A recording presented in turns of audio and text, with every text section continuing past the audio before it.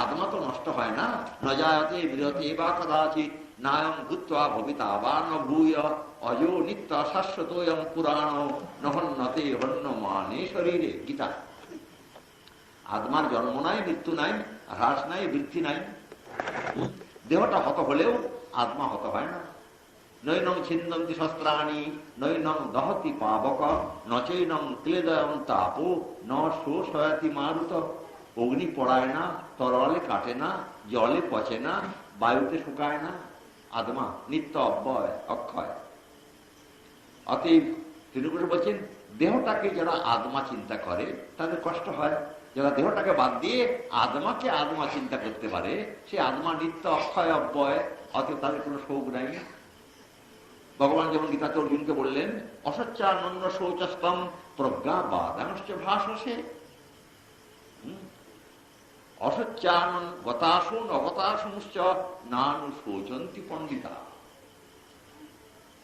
অসচ্চানন্য শৌচস্তম প্রজ্ঞা বাদাংশ ভাষসে। ভগবান যেন একটা অর্জুনকে একটা থাবড়া দিয়ে এই বাক্যেতে। অর্জুন খুব পণ্ডিতের কথা বলছে তো। হ্যাঁ, আমি গুরুবধ করে, এই আত্মীয় বধ করে কেমন করে আমি রাজ্য নেবো? আমার রাজ্য চাই না, আমি ভিক্ষে করে খাবো, সে বরঞ্চ ভালো। ভগবান বলছেন যে যাদের জন্য শোক করা উচিত নয়, তুমি তাদের জন্য শোক করছো, অথচ পণ্ডিতের মতন কথা বলছো। ছি ছি ছি ছি ছি। অসচ্চানন্য শৌচস্তম প্রজ্ঞা বাদাংশ ভাষসে। বললে কি কেন না? অসহ্য তো এরা, শোকের কারণ তো নাই। কেন নাই? না গতাসুন অগতাসুশ্চ নানু শোচন্তি পণ্ডিতা। যারা গতাসু, যারা গতাসু নয়, অগতাসু, এই দুয়ের জন্যে পণ্ডিতগণ শোক করে না। গতাসু মানে যারা মরে গেছে, তাদের জন্য পণ্ডিতগণ শোক করে না। কেন? আজকে তো ফিরবে না, শোক করলে তো ফিরবে না, অতএব শোক করে না। তারা পণ্ডিতগণ বুঝে নিয়েছে যে ও ফিরবে না, শোক নিরর্থক। যারা মরেনি এখনো, অগতাসু, যাদের প্রাণ চলে যায়নি মানে মরেনি, তাদের জন্য শোক করার কোনো কারণই নেই। বেঁচে আছে, শোক করবেন কেন? তাহলে পণ্ডিতগণ মরা বা বাঁচা দুয়ের জন্যে কারো জন্য শোক করে না। আরেকটা অর্থ আছে, আর এটা হলো সহজ অর্থ। আরেকটা অর্থ আছে, গতাসন অগতাসুশ্চ।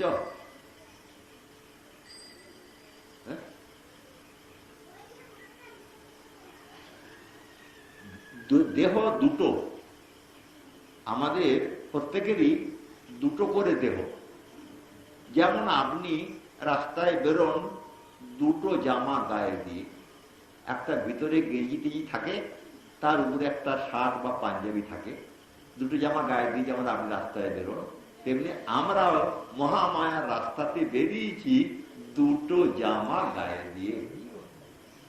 একটা জামার নাম সূক্ষ্ম দেহ, ভিতরে আছে। আর একটা জামার নাম যেটা উপরে দেখতে পাওয়া যায় শার্ট পাঞ্জাবির মতো, সেটা হলো স্থূল দেহটা। সূক্ষ্ম দেহ, স্থূল দেহ, দুটো দেহ প্রত্যেকেরই আছে, প্রত্যেকেরই আছে। কে গায়ে দিয়েছে জামা দুটো? আত্মা। আমি যার নাম, সে আত্মা। কৃষ্ণের অংশ যিনি, কৃষ্ণ দাস যিনি, আত্মা। গোবিন্দের অংশ মানে সচ্চিদ আনন্দময় গোবিন্দ, তার অংশ, সেও সচ্চিদ আনন্দের টুকরো বটে। হ্যাঁ, গোবিন্দ নয় বিভু, এ তো অনু বটে। অনু হলে তো একটাই বস্তু, তো তার অনু। যেমন মিজিরির কুঁদো দেখেছেন তো, 510-এর মিজিরির কুঁদো, তার একটা ছোট টুকরো পড়েছে। তো মিজিরিটা মিষ্টি, তো টুকরোটা কি খেতে হবে? তা তো হবে না, ওই ছোট টুকরোটাও মিষ্টি।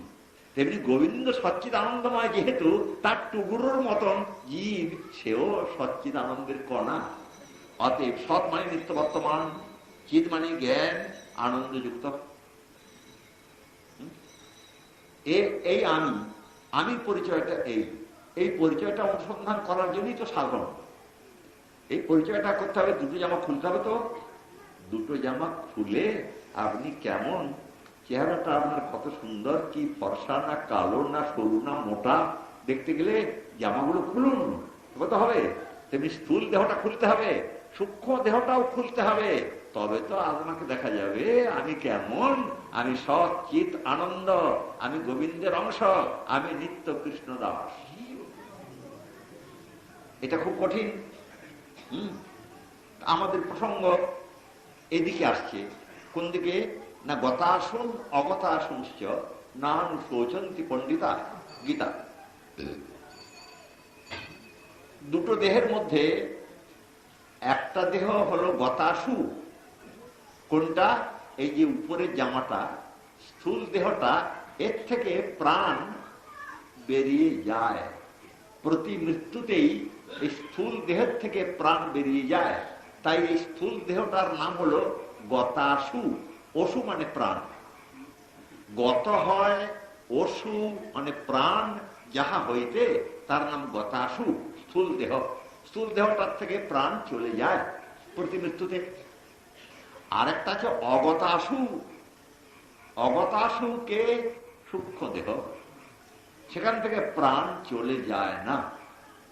হ্যাঁ, আমুক্তে, এ পর্যন্ত আপনার মুক্তি না হবে সে পর্যন্ত সূক্ষ্ম দেহের থেকে প্রাণ চলে যাবে না।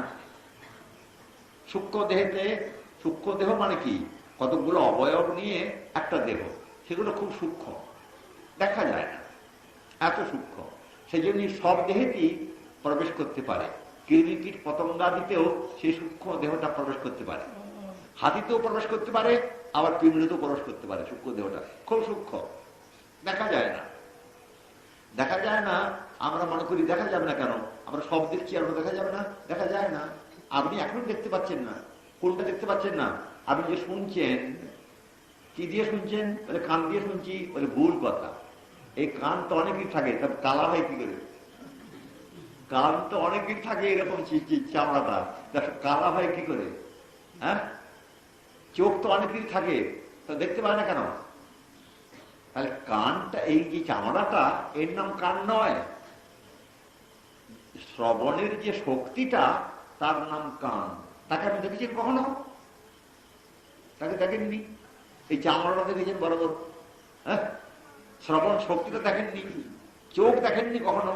দৃষ্টি শক্তিটা, দেখবার শক্তিটার নাম চক্ষু, তাকে কখনো দেখেননি। সেগুলো সূক্ষ্ম। এরকম সব মন, আমরা মনকে উপলব্ধি করছি বটে, কিন্তু চোখে দেখিনি কখনো। মন, বুদ্ধি, চিত্ত, অহংকার, পঞ্চ প্রাণ, হ্যাঁ, এরা সব সূক্ষ্ম দেহেতে আছে, সূক্ষ্ম দেহেতে আছে। সেই সূক্ষ্ম দেহের মধ্যে আত্মা, আমি বসে আছি। সেই আত্মার অতি প্রিয় এই সূক্ষ্ম দেহটা, কিছুতেই ছাড়ে না। সূক্ষ্ম দেহটাকে কিছুতেই ছাড়ে না, বরাবর রয়েছে সে। স্থূল দেহটা প্রিয় বটে, হ্যাঁ, তথাপি মানে সূক্ষ্ম দেহের মতো প্রিয় নয়। প্রিয় হলে এটা ছাড়তো না, ছাড়তে হয়। প্রতি মৃত্যুতে ছেড়ে যাচ্ছে। 100 বছর হোক, আর 50 বছর হোক, আর 60 বছর, 70 বছর হোক, ছাড়তে তো হবে। এই দেহটাকে ছেড়ে দিল, ছেড়ে দিয়ে সে কি করলো? আর একটা ধরলো। সূক্ষ্ম দেহটা সঙ্গে আছে আত্মা। হ্যাঁ, ওই সূক্ষ্ম দেহটার থেকে প্রাণ সরে যাচ্ছে না। সরে যাবে কখন? যখন আপনার সূক্ষ্ম দেহটা সরে যাবে, আত্মা যখন কেবল হবে, একক হবে, তার নাম কৈবল্য। আত্মার যে কেবল অবস্থা, মানে আর কেউ নাই। আত্মার সঙ্গে মায়ার সূক্ষ্ম দেহটা, দুটোই মায়ার। সূক্ষ্ম দেহটাও মায়ার তৈরি, স্থূল দেহটাও মায়ার তৈরি। দুটো জামা আমাদের গায়ে পরিয়ে দিয়েছে মহামায়া। এই দুটো জামা নিয়ে আমরা এত ব্যস্ত হয়ে পড়েছি না, ভারী ব্যস্ত। তার মধ্যে এখন তো স্থূল জামার উপরেই, উপরের জামাটার উপরেই ব্যস্ত বেশি। কেন? লোকে দেখবে তো এটা। ভিতরের জামাটা ময়লা থাকে অনেক সময়, তো লোকে দেখে না। উপরের জামাটা ফর্সা রাখে বেশি। হ্যাঁ, এই দেহটা যত্ন করবার জন্য আমরা ব্যস্ত। ধনী, মানি, কুলির, পণ্ডিত কত রকম হয়ে যাচ্ছি, এই দেহটাকে দেখাচ্ছি। ভিতরের দেহটা, সূক্ষ্ম দেহটা তো ঠিকই আছে, সে তো বিকার নাই তার, সে ময়লা হয় না, সে ঠিক আছে। মন, বুদ্ধি, চিত্ত, অহংকার, তার মধ্যে রয়েছে পঞ্চ মহাভূত আছে। হ্যাঁ, তারপরে ইন্দ্রিয়গণ, চক্ষু, কর্ণ, নাসিকা, জিহ্বা, ত্বক, ইন্দ্রিয়গণ আছে, প্রাণ আছে, সব আছে তাতে। সূক্ষ্ম, সব সূক্ষ্ম। সেই সূক্ষ্ম দেহটা আত্মার সঙ্গে বরাবর থাকে। মৃত্যুর পরে স্থূল দেহটা পড়ে গেল, সেই সূক্ষ্ম দেহটাকে নিয়ে আত্মা চলে গেল। সূক্ষ্ম দেহ থেকে প্রাণ কখনো যাচ্ছে না, তাই সূক্ষ্ম দেহটার নাম অবতাসু। তার থেকে প্রাণ চলে যায় না। তাহলে প্রাণ চলে যায় না যেহেতু তার থেকে তার সূক্ষ্ম দেহের জন্য শোকের কোনো কারণ নাই। সূক্ষ্ম দেহ যেটা, তার থেকে প্রাণ কখনো চলে যাচ্ছে না, মুক্তির আগেই যাচ্ছে না, মুক্তির পরে তো আপনার প্রাণের দরকার হচ্ছে না, তখন শোকের কোনো কারণ নাই। সুতরাং সূক্ষ্ম দেহে যখন প্রাণ চলে যাচ্ছে না, তখন সূক্ষ্ম দেহের জন্য কেউ শোক করে না কোন পণ্ডিত।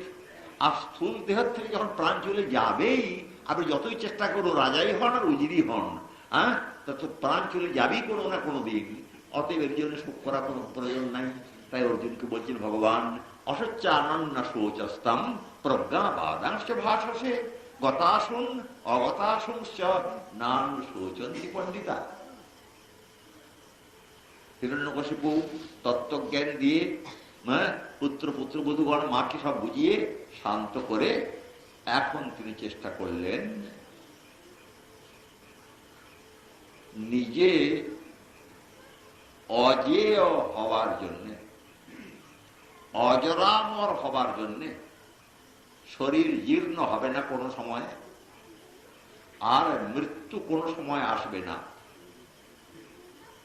এই সংকল্প নিয়ে তিনি মন্দর দ্রোণীতে তপস্যায় চলে গেলেন। আত্মানম অজরামরম, নিজেকে অজর অমর করবার জন্যে মন্দর পর্বতের গুহাতে চলে গেলেন। সেখানে গিয়ে তপস্যা করছেন। ঊর্ধ্ব বাহু পাদাঙ্গুষ্ঠা শ্বেতাবনী, এক পায়ের বুড়া আঙুলে পৃথিবীকে স্পর্শ করে বাহু তুলে তপস্যা করছেন দীর্ঘকাল। কতকাল? দেবতাদের পরিমাণে 100 বছর। দিব্য সমাশতম, দেবতাদের পরিমাণে 100 বছর মানে আমাদের অনেক দিন, বোধহয় 35-36 হাজার বছর হবে, 35-36 হাজার বছর হবে। এতটা কাল তপস্যা করছে হিরণ্যকশিপু। তার তপস্যাতে এতদিন তপস্যা করছে তো স্থির ধীর অচল অটল হয়ে তপস্যা করছে। মাংসগুলো সব খেয়ে গেছে, পিপিলিকা আদি যে যারা খায় দংশ বলে, ওদের দ্বারায় সব মাংস খেয়ে গেছে। হাড় কখানা রয়েছে মাত্র, সেখানেও পোকা ধরেছে হাড়গুলোতে। তথাপি হিরণ্যকশিপু তপস্যার থেকে ভাঙেনি, তপস্যা করছে দুর্জয়। তার উপরে ঘাস বাঁশ কত রকমের গাছ লতা পাতা হয়ে 36 হাজার বছর ধরুন না, কত গাছ কত লতা পাতা হয়ে তাকে আড়াল করে দিয়েছে। সে যে আছে কি না কেউ জানতেই পারছে না। কেবল জানতে পারছে কি করে না বিশ্ববিদিত, তার যে তপস্যার তেজটা আগুনের মতো তপ্ত হয়ে চতুর্দিকে ছড়িয়ে পড়ছে, চতুর্দিকে ছড়িয়ে পড়ছে তপস্যার তেজটা। মাথার থেকে যে তেজটা বেরোচ্ছে জটা দিধিতিভি, জটার থেকে যে দিধিতি মানে কিরণটা জ্যোতিটা বেরোচ্ছে, তাতে উপরে যে স্বর্গলোক, স্বর্গলোকটা তেতে গেছে। হ্যাঁ, তেতে গেছে বুঝেন তো? হ্যাঁ, ওই যে রুটি রুটি করি আমরা তাওয়া, সেটা গরম তাওয়াটা করে নামিয়েছে, যদি কেউ পা দেয় তাহলে তো হরি হরি। তেমনি স্বর্গটা এমন তেতে গেছে এই তপস্যার তেজেতে যে দেবতারা আর পা দিতে পারছে না সেখানে, এমন অবস্থা।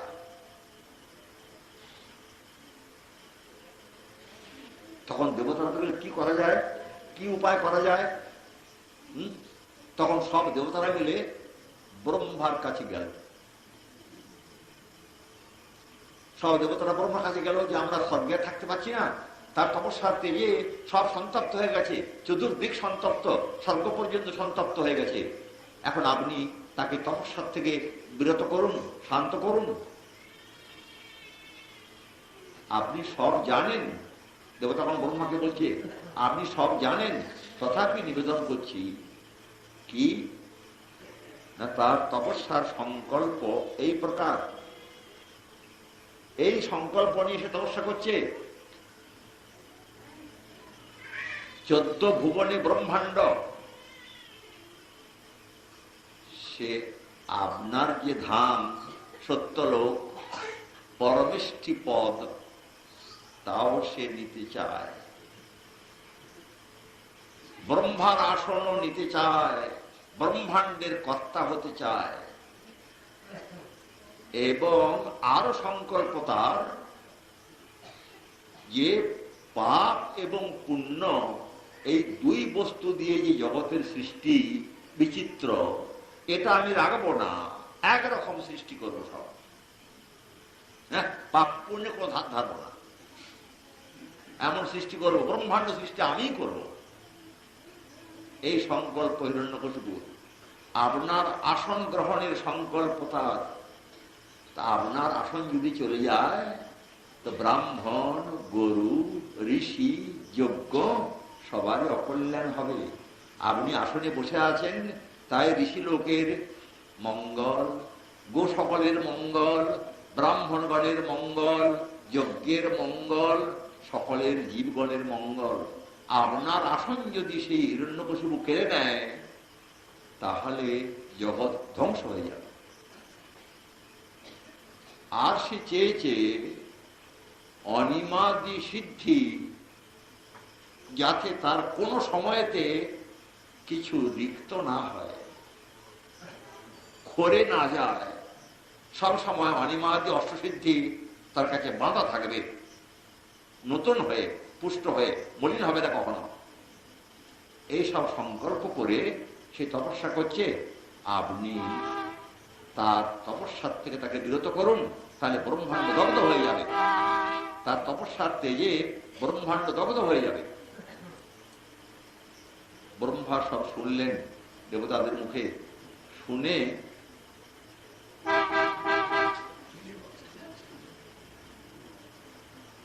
গেলেন ভৃগুদক্ষাদ্বৈ যজৌ দৈত্যেশ্বরাশ্রমম। ব্রহ্মা ভৃগু, দক্ষ প্রজাপতি প্রভৃতি সঙ্গে নিয়ে দৈত্যবর, দৈত্যেশ্বর যে হিরণ্যকশিপু, তার যে তপস্যা স্থান, সেখানে গিয়ে পৌঁছলেন। পৌঁছে তিনি তো আকাশ মাটিতে ছোঁবে না, দেবতারা মাটি ছোঁয় না। অতএব আকাশ মার্গে হংস বাহনে ব্রহ্মা আছেন। ব্রহ্মা সেখান থেকে দেখছেন, দেখা যায় না তো, ঢাকা বাঁশে, লতাতে, বৃক্ষেতে, ঘাসেতে ঢাকা পড়ে গেছে। আর মাংস বলে কিছু নাই, হাড় কখানা, হ্যাঁ, তাতেও পোকা লেগে সব ঘুম ধরেছে। ব্রহ্মা দেখে অবাক হয়ে গেছে। হ্যাঁ, তপস্যা, বটে বটে তপস্যা। এরকম তপস্যা কেউ কখনো করেনি, আর কেউ করতেও পারবে না। পূর্বে পূর্বে ঋষিগণ তপস্যা করেছে, এরকম তপস্যা কোন ঋষি করতে পারেনি। আর পরে কোন ঋষি তপস্যা করবে এরকম, এও সম্ভব নয়। দেবতাদের পরিমাণে 100 বছর শুধু বায়ু ভোজন করে কে প্রাণ রক্ষা করতে পারে? পারে না। ব্রহ্মার দেখে দয়া হয়ে গেছে। তখন ব্রহ্মা নিজের কমণ্ডলুর জল তার গায়ে ছুড়ে দিলেন। ছুড়ে দেওয়ার সঙ্গে সঙ্গে বজ্র সংহনন যুবা, বজ্রের মতন কঠিন যুবা দেহ তার লাভ হয়ে গেল। হিরণ্যকশিপু আর তপ্ত কাঞ্চনের মতন বর্ণ।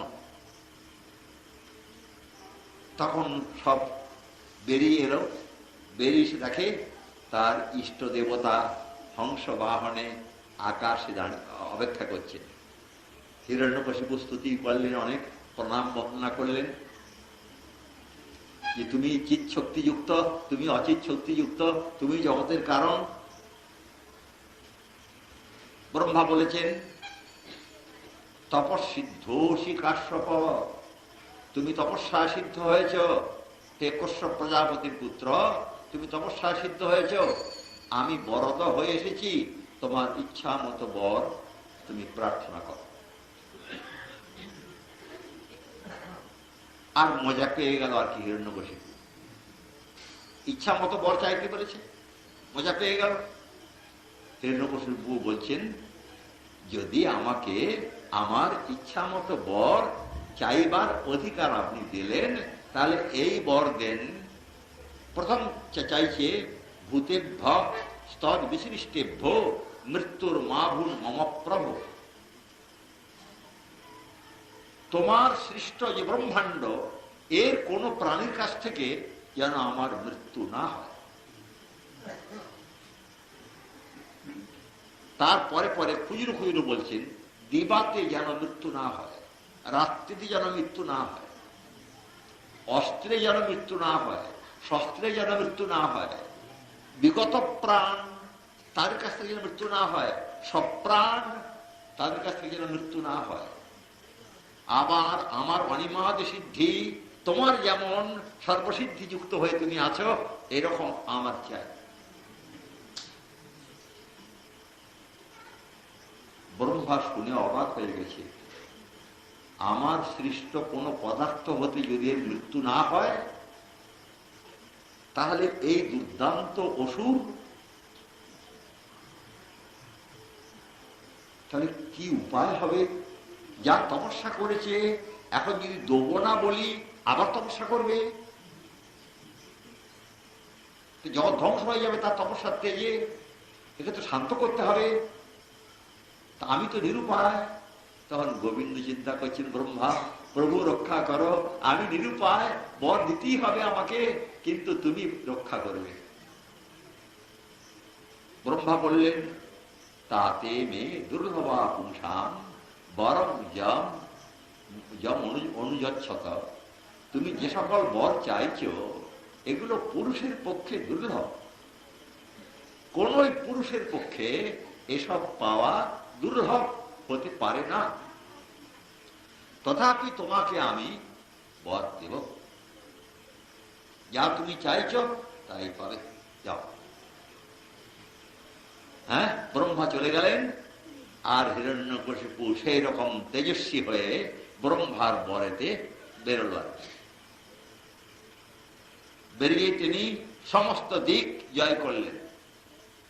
যতগুলো ব্রহ্মাণ্ডে লোক আছে, ভূর ভুব স মহ জন, 6টা, নিচে 7টা, তল অতল বিতল সুতল রসাতল মহাতল পাতাল।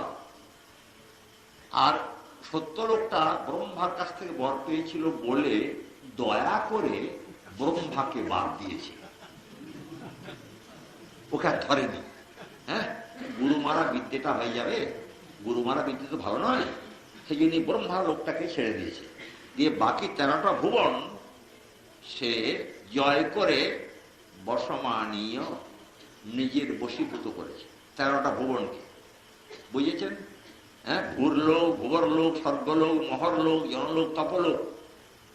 তপস্যার্থে যে ঋষিলোক যেগুলো আছে, স্বর্গের পরে যে মহরলোক, জনলোক, তপলোক, এই 3টা লোক তো সব ঋষিলোক কিনা? স্বর্গের পরে সব ঋষিলোক। ঋষিলোকগুলোকে জয় করা, সেগুলো তো গায়ের বলে হবে না, সেগুলো তপস্যার বল চাই। অতএব হিরণ্যকশিপুর এমনই তপস্যার বল, যাতে করে এই 13টা ভুবন সে জয় করেছে। সপ্ত পাতাল আর উপরে 6টা, ব্রহ্মা লোকটা বাদ দিয়েছে। জয় করে প্রচন্ড শাসন, চন্ড শাসন। ইন্দ্র অমরাবতী, ইন্দ্রের যে অমরাবতী পুরী, ইন্দ্র ভবন, মহেন্দ্র ভবন, সে মহেন্দ্র ভবন সে তো ইন্দ্রের এঁটো।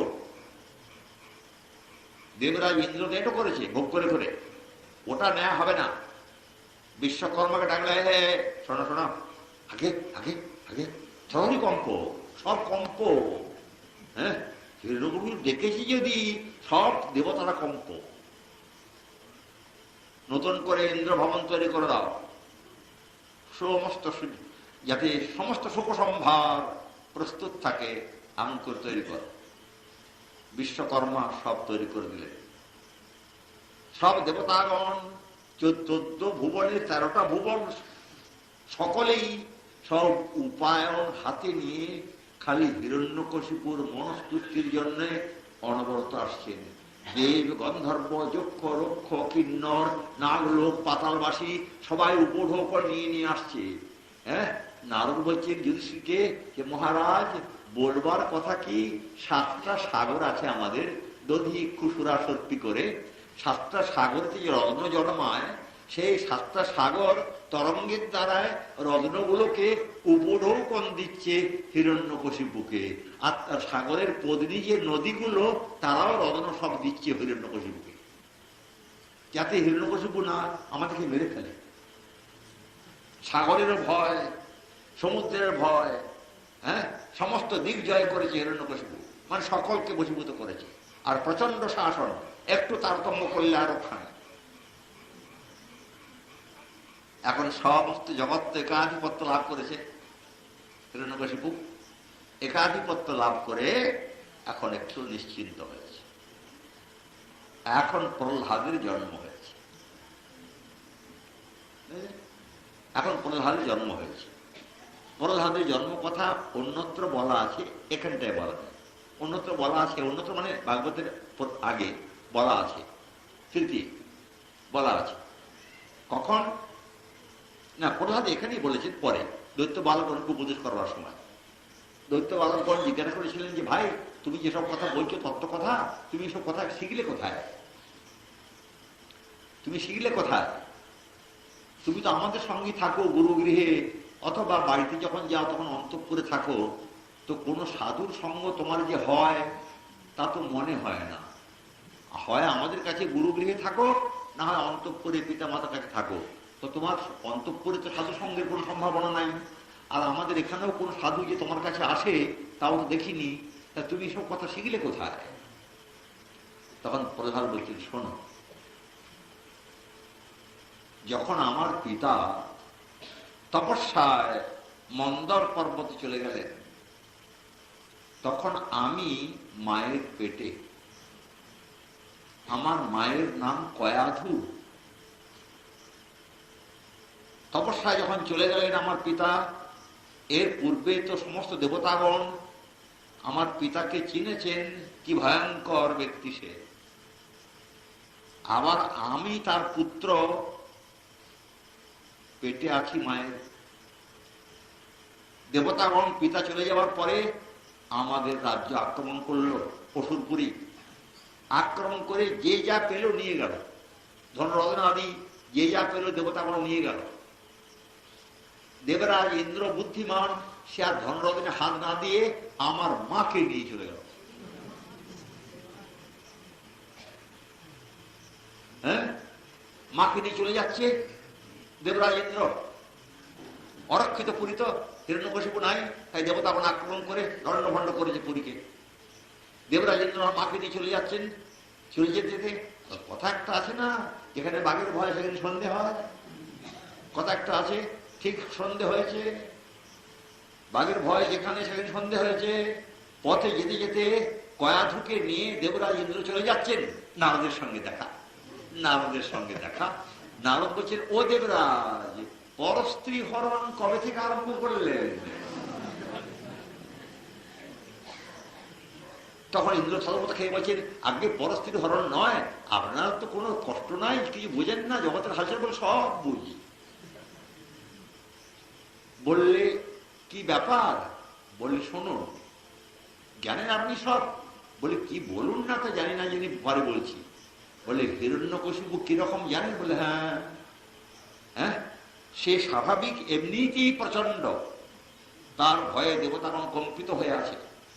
আবার তিনি তপস্যা করতে গেছেন আরো তেজ, আরো শক্তি রোজগার করবার জন্য। সেই হিরণ্যকশিপু যদি তপস্যা সিদ্ধ হয়ে ফিরে আসে, তাহলে ব্রহ্মাণ্ডে কেউ বাঁচবে না।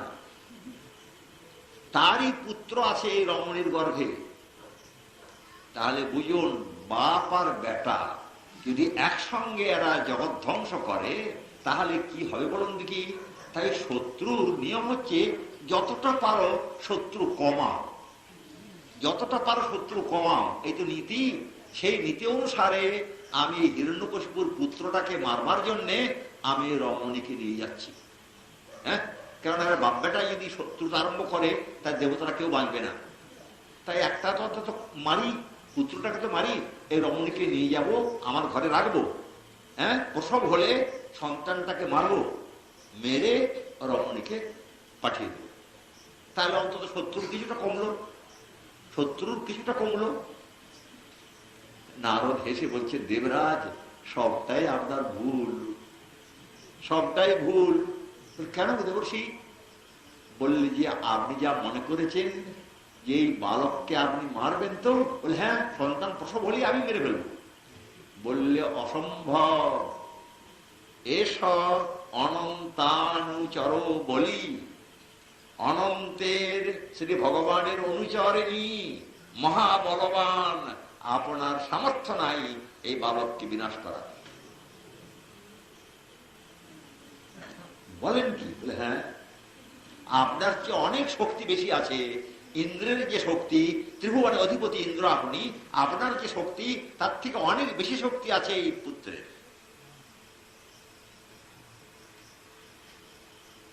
আপনি মারতে পারবেন না। আর যেটা চিন্তা করেছেন ওটাও ভুল, যে পিতা পুত্রে যদি একসঙ্গে দেবদ্রোহ করে তাহলে দেবতারা কেউ বাঁচবে না, এটা আমাদের ভুল হয়েছে।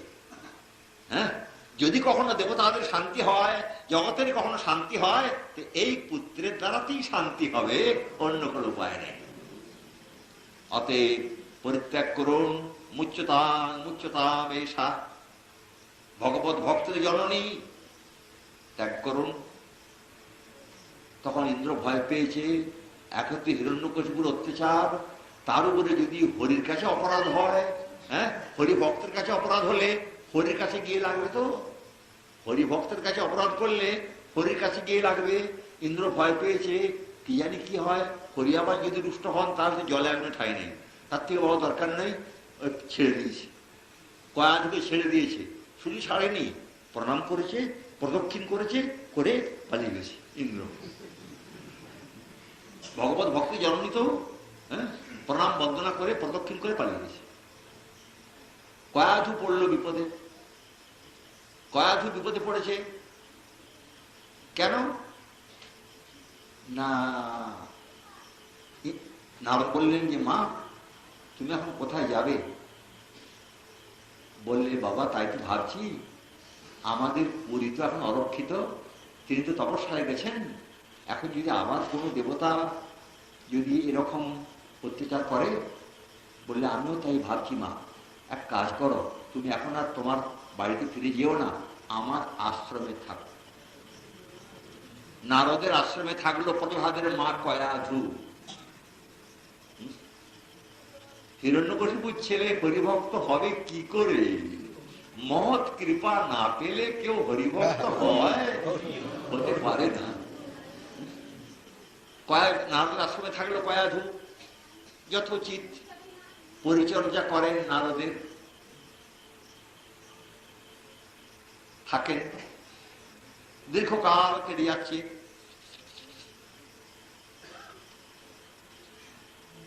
নারদ দেখছেন কয়াধুর মুখখানা বিষণ্ণ।